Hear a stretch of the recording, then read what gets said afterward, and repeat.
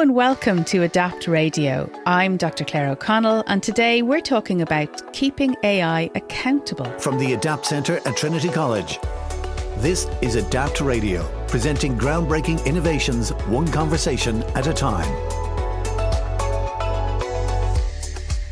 AI is here and it's moving in everywhere. So how can we make sure that AI does not cause harm, that it doesn't put people in danger or exclude groups of people or exacerbate inequalities? Well, all this and much more is the focus of a brand new research group, the AI Accountability Lab, which is all about advancing AI accountability research, and it will be housed in the Adapt Research Ireland Centre in Trinity's School of Computer Science and Statistics. Joining us today to talk about this exciting new initiative are Dr Abeba Birhane and Dr Roel Dobbe. Abeba is a research fellow in the Adapt Centre and she founded and leads the TCD AI Accountability Lab. Roel is an assistant professor at Delft University of Technology, where his research focuses on Sociotechnical AI Systems. Abeba and Roel, you're both very welcome to the programme. Thank you very much for having us. My first question, I suppose, is what inspired you to create the AI Accountability Lab? Was there a specific moment or an event that solidified that importance of AI accountability? I don't think there is such a moment in time where the realization came in. It's more of an accumulation, more of things adding up, more of all the situation leading to this event rather than, having a eureka moment. And just to say a little bit about who and what is being accountable for. So one of the things we would like to do in the lab is to become a space, but for the public to participate, for the public to gain very basic knowledge around AI, because there is so much hype, there is so much intentionally being obscured, especially in technical jargon. And one of the things we want to do is to break down that jargon so people are not afraid or scared of AI. And again, AI is not just a thing. It's not an autonomous or an entity that has agency that can act in itself in the world, but rather AI is people and people through. So when we talk about accountability, we are talking about the people behind AI that are either developing AI or the vendors that are, selling AI to various institutions, government bodies, or the powerful bodies that are using AI in decision making. Again, this might be various social services, social infrastructure services, or again government bodies. So AI is people through and through. From the training data to the scientists and developers to again the societal uptake. Again, the focus is on people, and the focus is to also demystify and clarify what AI is. Great. So you are really about kind of making AI more transparent to everybody, less scary, I hope. And also, both of you have carried out research that looks at how AI can entrench, I suppose, inequality in society, how it can make those kind of exclusions worse for people. So can you talk to me a little bit about that research and how it fits into the new AI Accountability Lab? Yeah, so perhaps I can draw on some recent research we've been doing in the context of energy systems, because I think it provides a nice example of how it's sort of in addition to AI being people through and through, or basically the sort of logical conclusion of that is that if you don't have a good social basis, if you don't have a good set of agreements about how you run an electricity grid that is rapidly changing through the energy transition, the move from fossil fuels to renewables, if that requires a lot of new sort of understandings of how we make sure that everyone comes along on that transition. And eventually what we see is that AI systems will be pivotal in controlling the grid. So historically, grid operators have been able to have a sort of very simple, like let's say very simple ways of making sure that the grid keeps running, that it's reliable. But what we're now seeing is that there's more and more congestion coming up. I'm from the Netherlands. We are a very densely populated country. And now there's tens of thousands of people waiting to be connected. But it's not just households, it's also businesses. So our economy is actually running into a bit of a grind at the moment. And AI is really one of the tools that we can use to sort of better utilize the existing grid so that we don't only have to wait for years and years to build a stronger grid. But of course, when you start to rely on AI to say, okay, we're going to basically regulate and control the consumption, the local production of energy through solar panels, for instance, then obviously you run into a host of questions of how to do that in a fair and equitable way. And of course, those questions will have to also be answered at the level of building new AI techniques that control the grid, but they inherently are an implementation of policies. And what we see in the Netherlands is that we have a lot of energy policies, and they have been historically sort of addressing certain forms of social justice and accessibility, affordability, but they're also very much sort of geared towards, promoting solar panels in ways that only households with higher incomes can actually benefit. And we see sort of disparities across different groups. We're now taking some of these subsidies away. And so there are groups that have lower income, less capital, have not been able to put solar panels on their grid. And the next stage is now to start say, well, maybe you cannot just push all your energy, your surplus energy into the grid. We're going to say, we'll be regulating that a little bit, and maybe we'll compensate you for that, right? And so now there's even more benefits flowing to the people that already have a solar panel or a battery installation. And so I think it's a very tangible example where we now actually even see that some of the grid operators say we don't want to have more solar for now because we have so many congestion issues to worry about, and the benefits are taken away. So my conclusion then is that we need social policy. Maybe the groups that cannot benefit from solar might not have the opportunity in coming years, but then someone needs to step in and say, okay, how do we make sure that the energy costs of those groups in society are compensated for, because the people with solar panels are benefiting already from lower prices and will potentially benefit even more once we start using AI and compensating them for it. So this is, just maybe a slightly longer example, but it shows you a clear sort of transition that we're in, how AI is needed. But at the same time, if we don't make broad sort of agreements about how we do this in a fair and just way, we will deepen existing inequalities and energy poverty as a result. That's such an interesting example. It's one that a lot of people might not even think of, because you have to sort of step back and look a little bit about how we're using AI to solve problems, which makes a lot of sense. But in solving those problems, we're creating a lot more for some communities or some people within communities. And that's where we need to take that sort of really zoomed out view and have policies that can really, I suppose, either mitigate or compensate for any damage that AI might be causing, even if unintended. So how has your work been affecting policies? How do you join the dots between what you do and making that change? I think it's really, I'm a researcher at heart, honestly, even though I'm really trying to move into the policy space and work with policymakers. And I have done that to some extent over the past year. So I'm one of the advisory members for the UN high-level AI advisory body. The same here for the Irish AI Council, also on the OECD Responsible AI Board, and so on.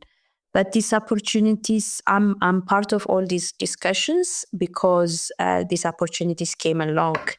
And I do actively participate. But I would really like to do in the future is to have active participation, to create that space for active consultation, to bring in empirical evidence from the kind of research we do, to work on specific regulations as opposed to, the kind of work we do as part of advisory bodies to these councils and bodies, which tends to be really general. But yeah, at the moment, it's you do your research. The hope is you are not just writing a research paper. If you find issues, you point out issues, and then you, as part of your own writing, then you put forward some policy recommendations. And that's how it usually works from academia or for most researchers. And you really hope that they will read your paper and they will pick up the findings and they will notice the recommendations you are putting forward. And you hope that it will have some kind of impact in their discussion, in their policy development. And at the AI Accountability Lab, you are going to be putting a particular focus on how AI is trained. That's an area you've worked on quite a bit, Abeba. Can you tell us a little bit about why that's important and the kinds of changes that your research has been able to make so far? Yeah, exactly. I have been interested, and I am interested in how AI is trained. I guess to narrow that down, focus on training data. Over the past, I have worked with other researchers in collaboration around, auditing the contents of the data itself, looking at how is the term women represented in image datasets? How are ideas or, identities or broad concepts like, Africa, Europe, or type of gender identities, how are these kind of concepts? What do the data sets give you for when you search for this? And of course, you compare it with other opposing terms as well. What in one of the papers, in the previous papers, what we did was you compare, girl with boy and Africa with Europe and so on, white power with white supremacy. You also look at concepts like terrorism, and you look at what comes up. Is it, the right-wing white supremacist school shooting type of terrorism, or is it, the stereotypical head-covering Middle Eastern-looking man that datasets give you as a representation of terrorists? So these are the kind of things we play around with in datasets to find out, how these various concepts are represented, because it does really have an impact in how a model represents these concepts and how the kind of outputs it gives you. It's like school for AI, isn't it? These data sets. It's what they learn from. So, and you actually have had data sets taken down because of your research. Can you tell us about that? Yeah, sure. So this feels like ages ago. This was in 2019, and in dataset years, that's ancient. Because datasets have moved so much. Back then you worked with a single modality, which means datasets tend to be, you either train, a vision model, which tends to be images and videos, or you work with, with text or with audio data. But now most datasets are multimodal. That means they contain at least, two modalities. So datasets tend to have typically a multimodal dataset will typically have image and text pairs. So back then, myself and a colleague, Vinay Prabhu, were auditing ImageNet. So ImageNet is one of the gold standards in image dataset back then. It's still a canonical dataset, still widely used in the academic space. But, compared to the datasets we have, it's tiny and it's not that helpful. It's fallen out of fashion in industry, at least. We worked on ImageNet. We found some problematic results in, images of infants, upskirt, and so on. And then we ran the analysis. We were writing up the paper, and I always like to provide some background to to the research we do. So I was digging around the history of the dataset to provide as interesting background about how the datasets, ImageNet dataset, came about. And that's when I realized, the taxonomy of the taxonomy, the way ImageNet is organized is using a taxonomy of another system called WordNet. I don't know if you are familiar with WordNet. So WordNet is a system that I think linguists came up with back in the 1970s, where words are organized based on clustered based on similarity. So, for example, if you are looking at objects, you will have numerous categories under objects. You will have household items. Under persons, you will have all various categories, genders, and so on. So the taxonomy is a way to present the relationship between words. So they used that taxonomy, the noun part of it, to organize the image data. And I knew back from my cognitive science studies that WordNet has a race and other problems. So I looked further a bit more to find out what other datasets does also use the WordNet taxonomy. And then we found this dataset, 80 million tiny images, that was curated by MIT. They're also maintained by MIT, where it's been used by computer vision researchers for about 14 years, I think. And it was never audited. Nobody actually, they scraped it using the noun taxonomy from WordNet. They scraped the web, and then they didn't actually look what kind of images were categorized under the various nouns. So that's how they ended up with super problematic data set. So yeah, we downloaded the dataset and we started looking for, so I went on the internet incognito mode, looking for racial slurs, ethnic slurs, and really typing these words one by one on the dataset portal to see what comes up. And it really was horrific. There was several thousands of images for the N word, the B word, and of course these words weren't, astericized. There was no asterisk. They really was like the words themselves. The C word, you name it, and then after a while, we're like, okay, we've enough horrific images. Let's just stop here and publish the paper, and then we submitted the paper to a conference, a computer vision conference, and we put the version on archive. It's where you upload for open access, but not peer-reviewed papers. And it was picked up by journalists the next day, and it went viral. And the second day, then it reached to MIT, and they withdrew the dataset, apologized, and they asked others not to use the dataset. Brilliant. So that was an example where your research, which uncovered this completely horrendous, unaudited database that was being used, resulted in it being taken away. So that's a very positive impact.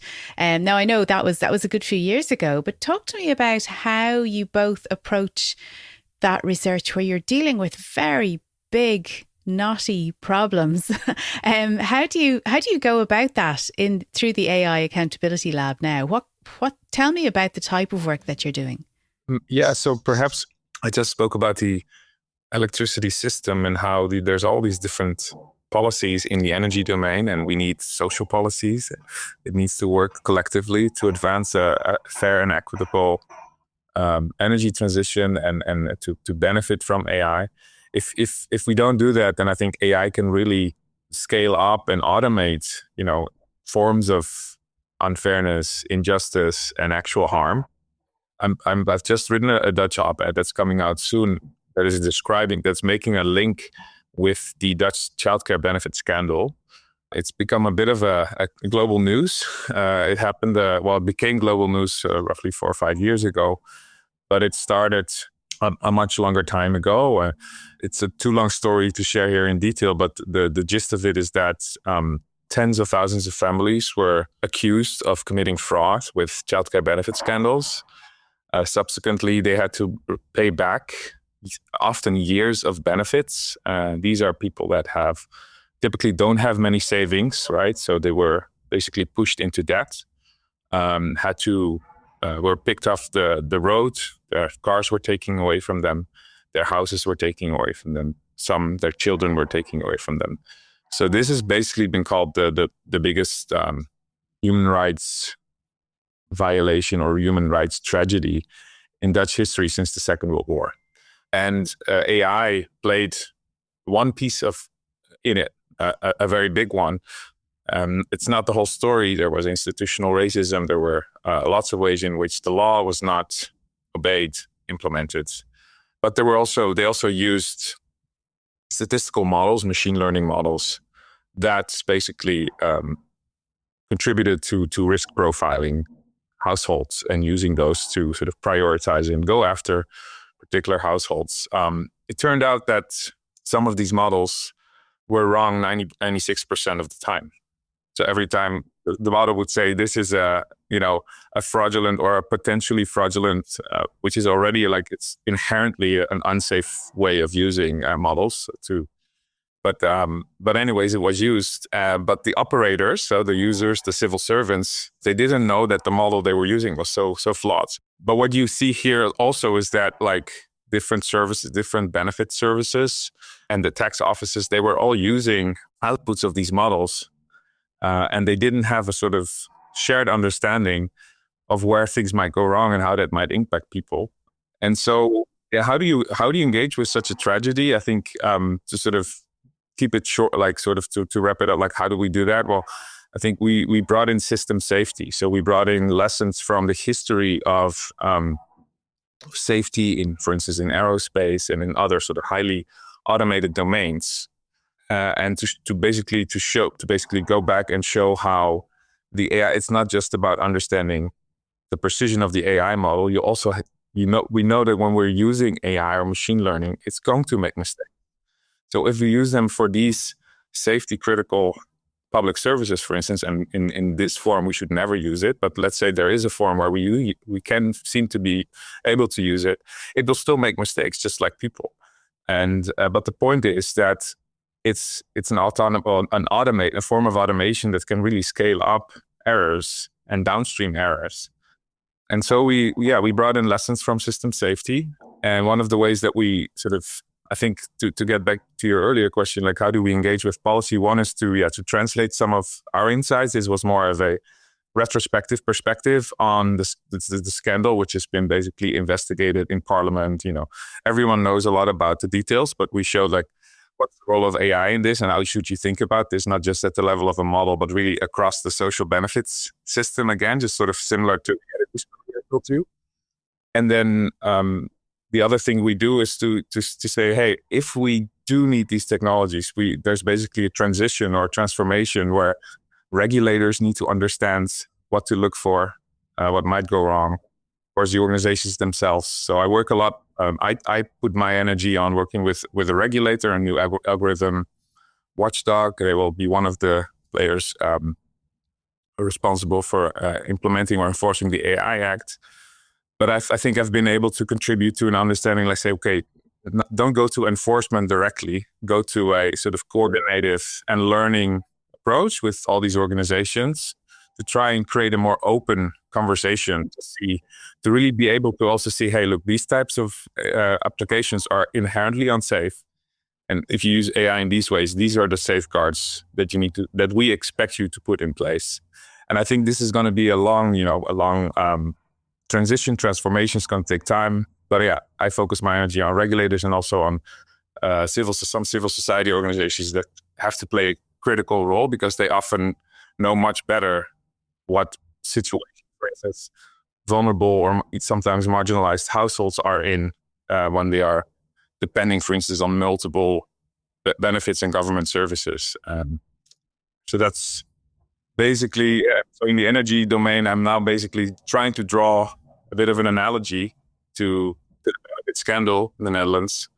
And again, so without a social basis, AI can really reap havoc. So it's really important that we look more integrally at these at the moment. So a lot of Abeba's work is about understanding it, or at least what we just talked about, training data. What happens when you really start relying on them? And I think we will do a lot more of their work also together towards the future is the hope. Yeah, I just want to add to what Roel said and what I said earlier. My work on datasets have been significant, but also it's important to remember datasets are not solely responsible for failures around AI systems or for biases or discriminatory judgments, or rather calculations, I should say, because there tends to be a big misconception. The entire AI industry and the entire AI topic is full of misconceptions. And one of the main ones, especially when it comes to bias, is this very ingrained notion of people thinking bias in, bias out. And to some extent, that's true. But also, data sets are not the main thing that really determine model performance. There are so many other nuanced, important decisions along the entire, journey of building an AI system that really ingrain, unquestioned assumptions. Building an AI model or any computational model, in a sense, is kind of, automating and making normative decisions into a simple ones and zeros. So in that process, when you approach a given phenomena to gather data to build your AI models, selecting a few things as a proxy that you hope will capture the phenomena you want to model, you want to predict, and so on. So even the very process of doing that ingrains our intuitions, our unquestioned assumptions. Also, a lot of, especially in the social space, social cultural phenomena, they defy being datafied. They defy being precisely captured by data because, it's a moving target. When our behaviors, actions, and interactions, if you look at the social space, there are so many unwritten rules that justify, a general rule. So what I'm trying to point out is no matter how great your data, no matter how amazing quality, how representative, and also how fair and just and how clean and large, you could still end up with biased data sets or biased AI systems.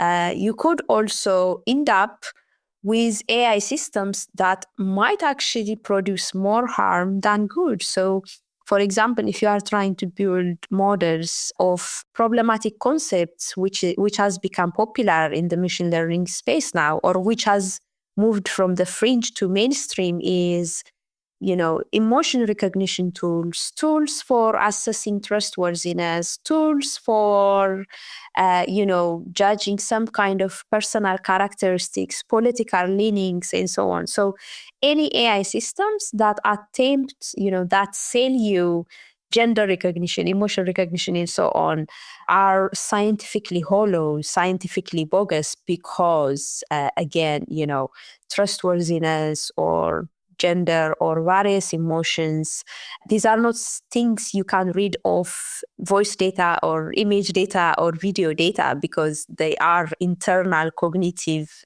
phenomena that don't necessarily manifest in our expressions or in our interactions. So what I want to say is that data sets are not the sole culprits.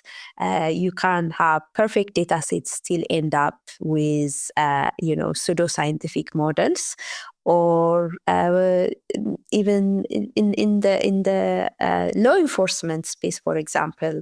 One of the debates over the past few years well, back when the gender shades study came out, this was in 2018. So this gender shades paper, it's one of the major milestones, especially in the AI audit space, where Timnit Gabru and Joybo Lamwini audited 3 commercial face recognition technologies by IBM, Face++, and Amazon, I think, and they found massive discrepancies in performance based on gender and race. So these algorithms were performing with very good accuracy for white European men, I think 0.8 error. That is under 1% error rate in identifying faces. Whereas for Black women, the error was, I think, 34 or 35%. So that's a massive error. So this paper really paved the way to improving the accuracy and the performance of facial recognition technologies. But soon, the field realized what we need is not really making facial recognition technologies accurate, because at the end of the day, the technology ends up being used to punish people, as a tool for negative, as a tool that serves as, gotcha, we're a tool of surveillance.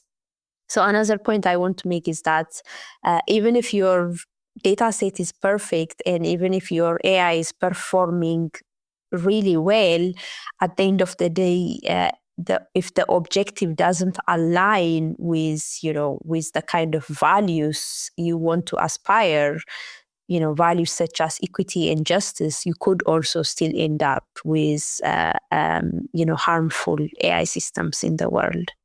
So, Abeba, this sounds like it's very complex work. You're going to need a lot of resources. Who funds the AI Accountability Lab in Trinity? Yes, funding is really key for any research, for anything, honestly. And because we pride ourselves in, having full academic freedom, being able to set our own research agenda, having the agency to really decide what to study, and independence is really critical to us. Because if you are, auditing a given AI system, say released by Google, and your funders are Google, or the tech industry, that's an inherent conflict of interest. So as a result, from the beginning, the aim has been to carefully select who funds you, because this is critical for the validity of your work. It's likely to be taken as, it's independent, therefore, you are not under any pressure to make any compromises at all. Yeah, we've been lucky. We have 3 groups of funders: the AI Collaborative, Luminate, and the MacArthur Foundation are our funders. It's pretty much no strings attached, very hands-off. We dictate our research agenda, our research objectives, and the kind of work we do. And we've been lucky in that front. Well, we need research on AI accountability like never before. So we wish you all the best with that. So thank you, Dr. Abeba Birhane and Dr. Roel Dobbe, for joining us today. Thank you, Claire. That was fun. And if you would like to find out more about the AI Accountability Lab and ADAPT's research more generally, you can find lots of information in the show notes and at www.adaptcentre.ie. That's it for our podcast this time round. Until next time, from myself, Claire O'Connell, Slán, and thanks for listening. The Adapt Radio podcast is brought to you by the Adapt Centre at Trinity College, Dublin. Find out more about their extensive research work at adaptcentre.ie. Join us next time to hear about more groundbreaking innovations. To get new episodes automatically, just click the follow button on your player right now. The Adapt Radio podcast is produced by dustpod.io, with episodes monthly on Apple, Spotify, and wherever you get your podcasts.